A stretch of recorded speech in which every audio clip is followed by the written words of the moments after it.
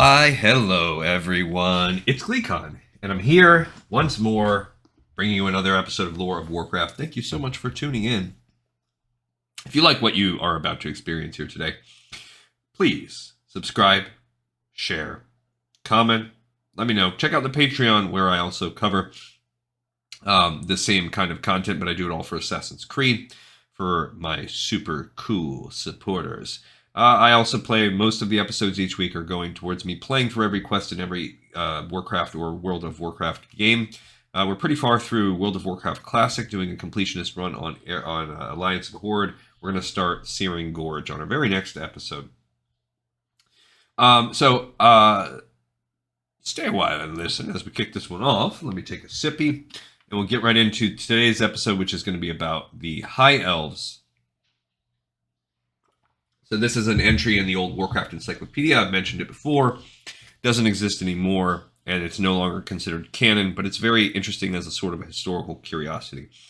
I'd also like to start by giving out a little bit of an apology. My scheduling for the episodes was off this week. I typically do not go 3 days in a row without posting one like this, so thank you for your patience, and especially without missing a long play. I'm going to try my darndest to rectify that in the coming days, but if nothing else, we will have at least a couple Searing Gorges episodes as we begin that with Alliance this week. So let's look at the old story of the High Elves as it was originally envisioned, or at least envisioned at about the time of Warcraft Classic, and we can think and talk as we go about how things might have changed, or things we maybe didn't know before. This article is a copy of that old Warcraft Encyclopedia article. The High Elves are also known as the Quel'Dorei, and the singular form is a High Elf, or a Quel'Dorei. The primary language is Thalassian. And I think maybe that's based off of the land Thalassar. Long ago, one caste of Night Elf nobility rose to prominence and eventually became known as the Highborn. Their reckless use of magic in the royal palace of Zinajari caught the attention of Sargeras, who easily corrupted them. Captivated by the powerful Dark Titan, the Palace Highborn helped the Burning Legion invade Azeroth.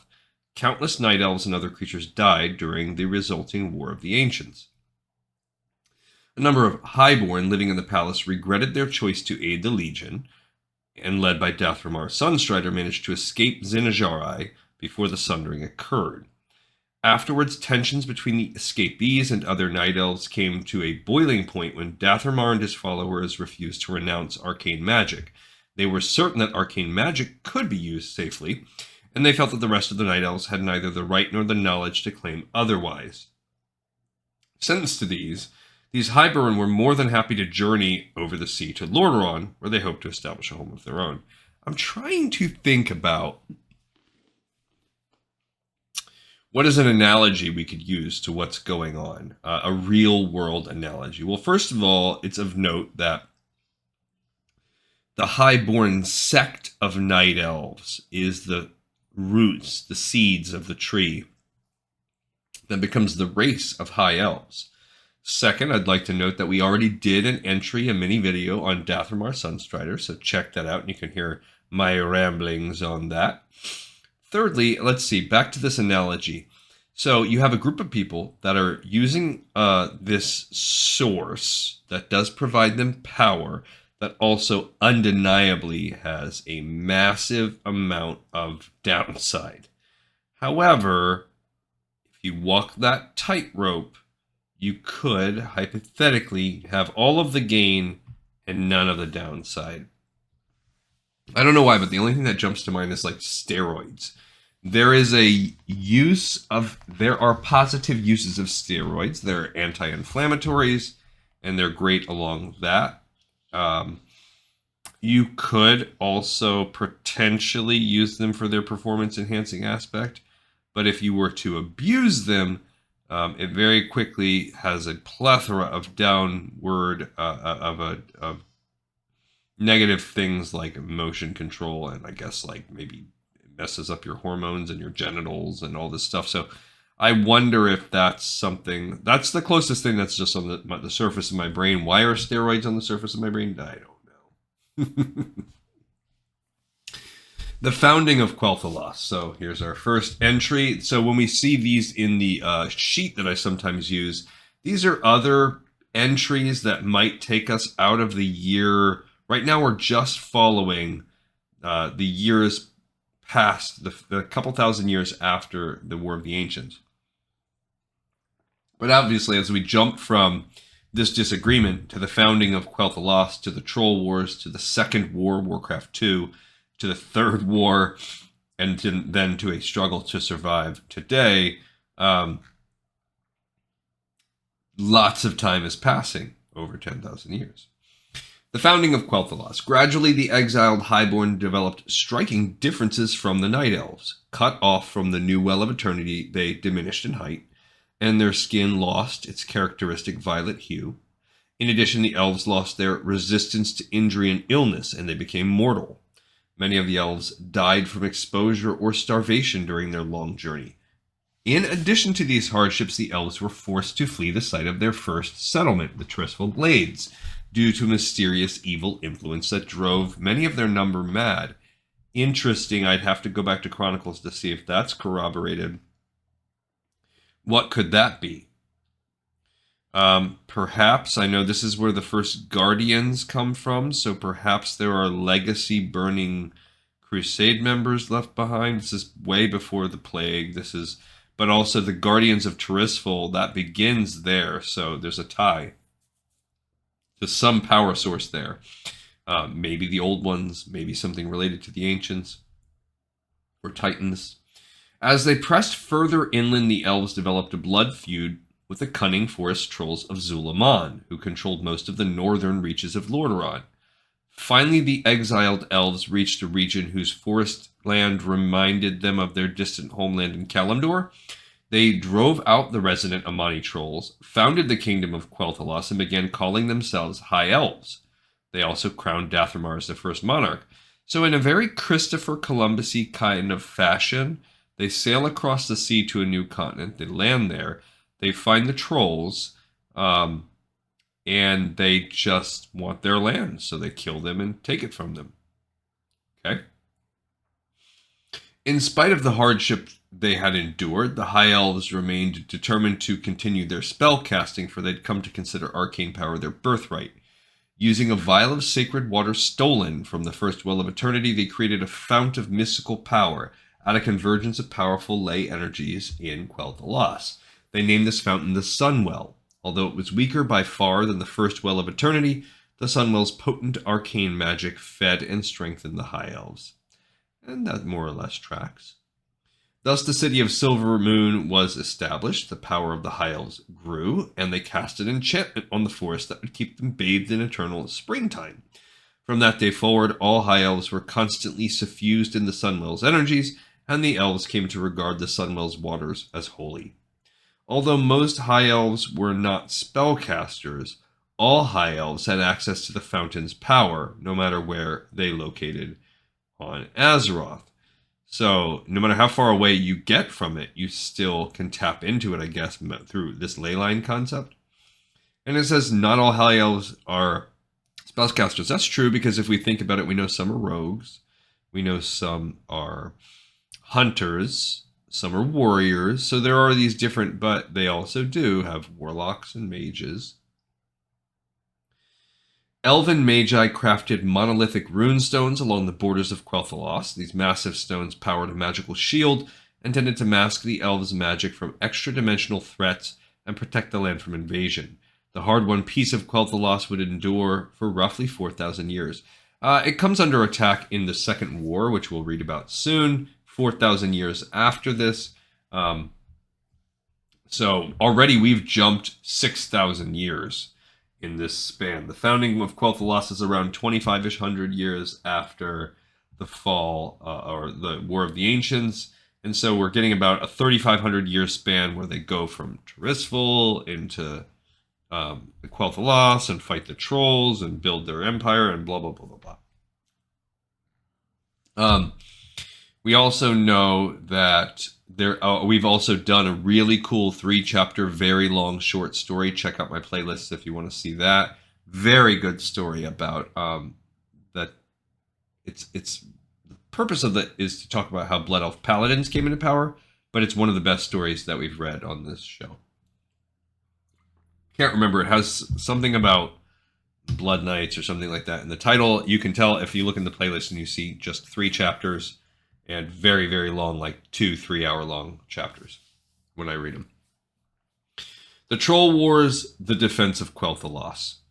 The High Elves soon learned that the trolls were not so easily defeated. After all, forest trolls had controlled much of Lordaeron for several millennia before the High Elves even arrived on the continent. Almost immediately after the High Elves founded Quel'Thalas, the trolls began to attack the elven settlements en masse. The stubborn elves, unwilling to give up their new land, fought hard and finally defeated the trolls. Peace followed and lasted for several thousand years. Then a mighty army of forest trolls besieged Quel'Thalas. The trolls had regrouped, and they meant to obliterate the elven interlopers.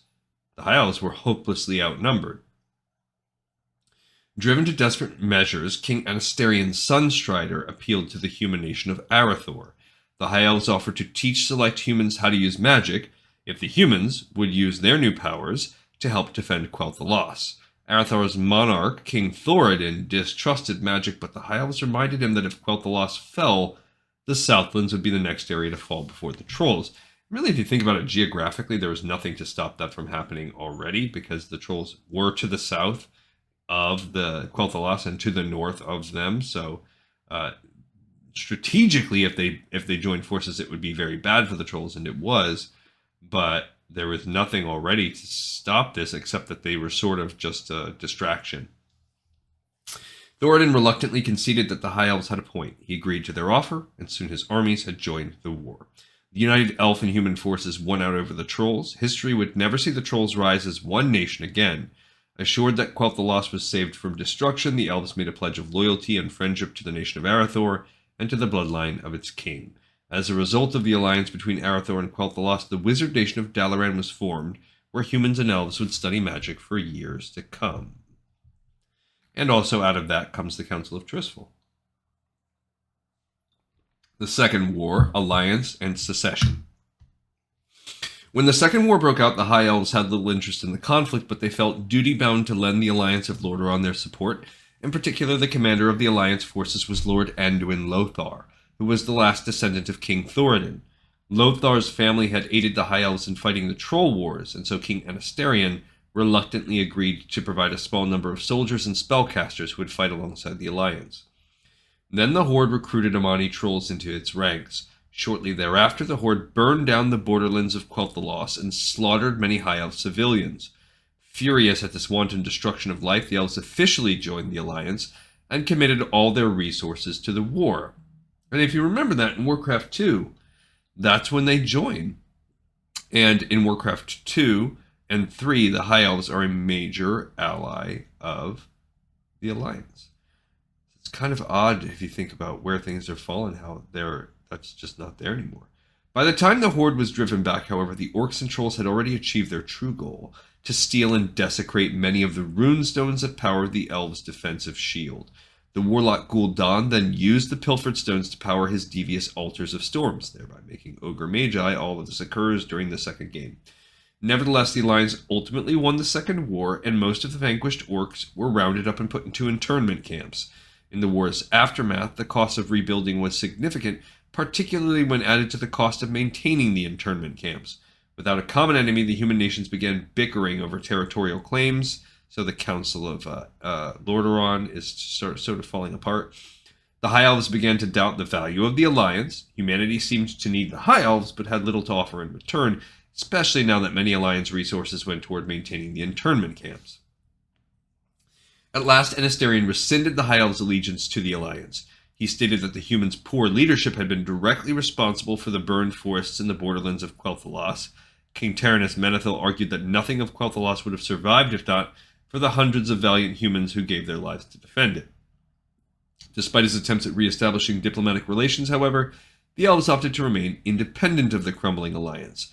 Their departure triggered the additional secession of the Gilneas and Stromgarde nations, and that's where you get in the expansion of Warcraft 2, and ultimately when Warcraft 3 begins, where we have some allies, but they're already starting to play a much smaller role. Some High Elf allies. The Third War, the loss of the Sunwell. During the Third War, Prince Arthas Menethil and the Scourge laid waste to Quel'Thalas, wiping out most of its population and reducing large tracts of the mighty kingdom to ash in his quest to reach the Sunwell. Yet not all who fell before Arthas stayed dead. The merciless prince raised Quel'Thalas' foremost defender, Ranger General Sylvanas Windrunner, into undeath against her will to serve the Scourge as a powerful, tormented banshee. So think about what's happening. That Third War ravages them. It essentially is a genocide on the High Elves, and it converts many who are left into banshees and forsaken. So even those that are remaining now are, 90% of the population is gone. So they were already a fringe ally at this point and cut 90% of those out. As the undead armies closed in on the Sunwell, a high elf named Darkon Drathir aided Arthas by lowering the shields and surrounding the Sunwell. In betraying the High Elves, Darkon hoped to gain the favor of the Lich King. However, the most immediate result of his treachery was an explosion that knocked him unconscious and scattered most of the Sunwell's powers. Again, we read the short stories that cover all this. They're very good stories. You can go ahead and check out my previous episodes. The wizard Borel sensed the mystical energy being unleashed and succeeded in trapping a portion of it inside an avatar disguised as a young human girl, Anvina. Unaware of Borel's deed, Arthas then used the remaining energies of the Sunwell to reanimate the spirit of Kel'Thuzad in the form of a nightmarish lich. The Sunwell was left defiled and drained of all its magic, and there's an interesting short story about that and how, I want to say it was the guy who is now the Blue Dragon aspect, I'm drawing a blank on his name, but he has a relationship with this Anvina, which is essentially like a personification of magic. It's a very interesting, there's some interesting stories there that we've also read. King Anasterion was slain in battle, and the sole heir to the throne, Prince Kael'thas Sunstrider, had been pursuing magical studies in Dalaran when the invasion occurred. In the absence of other leadership, Lor'themar Theron, Sylvanas Windrunner's second-in-command, assumed temporary leadership of the Night Elves. So you have this. Remember, they said not everybody used the arcane magic. So now the Sunwell's boom, it's gone, and the prince, the royal successor, he's off doing magical things. Whereas the boots on the ground, the literal boots, the ranger boots on the ground, he's there as a military leader to take control and continue the fight for defense of the kingdom. The few high elves to survive the Scourge's invasion quickly grew ill and apathetic. It became clear that they had become addicted to the Sunwell's arcane energies. Being constantly suffused in magic had fundamentally changed their race. Now that the source of their magic was gone, they were suffering acute pangs of withdrawal. Prince Kael'thas returned home and rallied all the survivors he could find, approximately 90% of the surviving High Elves. So he gets all of these people. So already you have they have been 90% decimated. They were already fringe. Of those remaining, 90% of the survivors now band with Prince Kael'thas, and they have one mission. And here's what he says. He declares that these survivors would now bear a new name, the Blood Elves, in honor of their fallen people. The Blood Elves no longer consider themselves High Elves, and they have different priorities and behavior than their High Elf kindred. Their number one priority is to go, well, we'll talk about it here, and we've talked about it on other, but, well, one, they want to find a way to get their addiction solved, kind of by whatever any means possible, but also to get revenge. So what does that mean? This remaining race, admittedly small and isolated, is roughly 10% of what used to be the size of the High Elf population. And the remaining High Elves that exist in the world are 1% of the. So imagine like it's like an apocalyptic movie. Think about like watching The Stand or one of these post-apocalyptic movies where 99% of the population succumbs to a disease or whatever, or atomic war or whatever. That's what happened to the High Elves.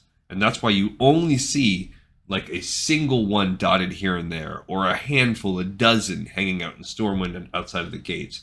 They have been essentially eradicated as a people. In consequence, there are so few High Elves left on Azeroth today that they cannot be considered a race in anything other than the biological sense. High Elves do not gather in any significant numbers, nor do they act as a coordinated whole. They are a very small group of individuals scattered all over the world. As such, they do not have common opinions or goals. Indeed, modern high elves cannot even truly be said to have a culture, only a past filled with glory and regret. So they're gone, really. Like blood elves, high elves can use arcane magic, but most do not, because most high elves are not spellcasters.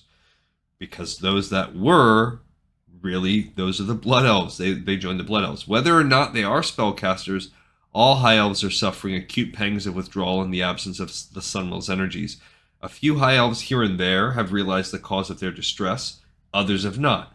A crucial difference between high elves and blood elves is that no high elves have decided to feed their hunger for arcane magic by draining that magic from alternative sources, now that the Sunwell is useless. Even today, though, a high elf might still succumb to that addition and become one of the blood elves. So,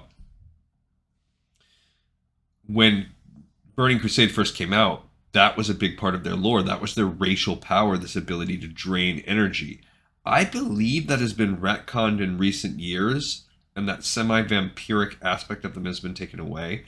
But when you found the Nightborn, that whole race that exists in Suramar, you see this concept alive and well, and it's very well written and played in that part of that expansion of Legion. A struggle to survive.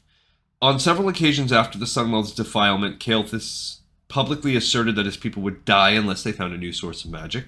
Technically, the prince was mistaken. According to Azeroth's top priests and medics, the only high elves to perish due to magical withdrawal have been the very old, the very young, and elves who were already in poor health. It's kind of like they got hit by COVID, but like a bajillion times stronger. Such a low rate of attrition might be considered an argument in favor of simply foregoing magic and suffering through the consequences. Indeed, a few high elves are said to have succeeded in taking this route through sheer willpower. They survived the process, however unpleasant. Apparently, certain magical artifacts also ameliorate the symptoms of withdrawal, and might, if sufficiently powerful, be able to suppress them altogether. This is not to say, however, that withdrawal from magic would leave the high elves unharmed. On the contrary, permanent mental or physical damage is possible. Again, I would say see the Nightborn. That's a very cool way that they handle this concept.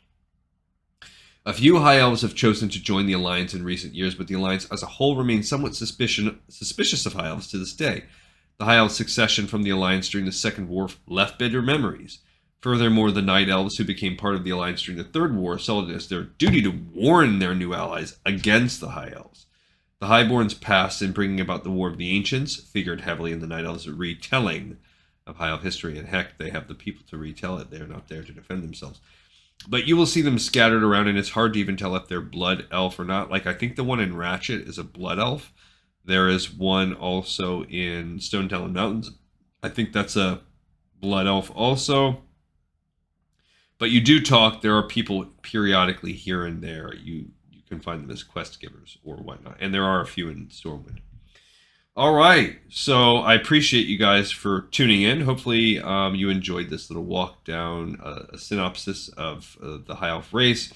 And you can kind of think about how this has been retconned today and what the status of is of this race even now. They almost have been erased from the lore, but I'm interested as we continue to play through the rest of the expansions. I'm interested to see which ones we can spot, almost like Easter eggs going forward. I appreciate you all, everyone. Thank you for watching and listening and tuning in. We got another episode in the pipe, 5x5.